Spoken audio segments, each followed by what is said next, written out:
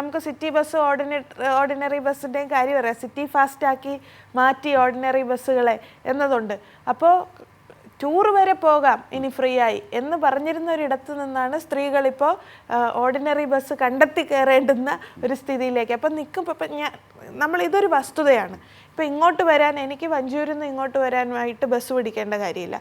പക്ഷെ തമ്പാനൂരേക്ക് പോകാനാണെങ്കിൽ എനിക്ക് ബസ്സിന് പോകണം. ഞാൻ പാറ്റൂർ നിൽക്കും, പാറ്റൂർ ബസ് സ്റ്റാൻഡിൽ നിന്നാൽ എനിക്കിപ്പോൾ ഓർഡിനറി ബസ് ഒരു അരമണിക്കൂർ മുമ്പ് വെയിറ്റ് ചെയ്തിരുന്നത് ഇപ്പോൾ എനിക്ക് 1.5 മണിക്കൂറെങ്കിലും നിന്നാലേ ഓർഡിനറി ബസ് കിട്ടുകയുള്ളൂ. കിട്ടാൻ തന്നെ പ്രയാസമാണ്. സിറ്റി ബസ് ഉണ്ടെന്ന് കരുതുന്ന തിരുവനന്തപുരത്ത് വടക്കോട്ട് പോകുന്തോറും അതും വളരെ കുറവാണ്, അങ്ങോട്ടില്ല എന്ന് കാണുന്നു. അപ്പോൾ KSRTCക്ക് ഉണ്ടാകാൻ പോകുന്ന ഒരു ബാധ്യത, അതിനെക്കുറിച്ച് UDF സർക്കാരിന് ബോധ്യമുള്ളത് കൊണ്ടാണ് KSRTCക്ക് വേണ്ടി ഹോൾസമായ ഒരു എമൗണ്ട് പ്രഖ്യാപിക്കാത്തത് എന്നാണ് ഞാൻ മനസ്സിലാക്കുന്നത്. ഇത് തന്നെയാണ് മുൻപും നമ്മൾ വിമർശിച്ചുകൊണ്ടിരുന്നത്, KSRTCക്ക് അങ്ങനെ ഒരു ബാധ്യത വരും, ഇത് പ്രായോഗികമല്ല എന്നത്.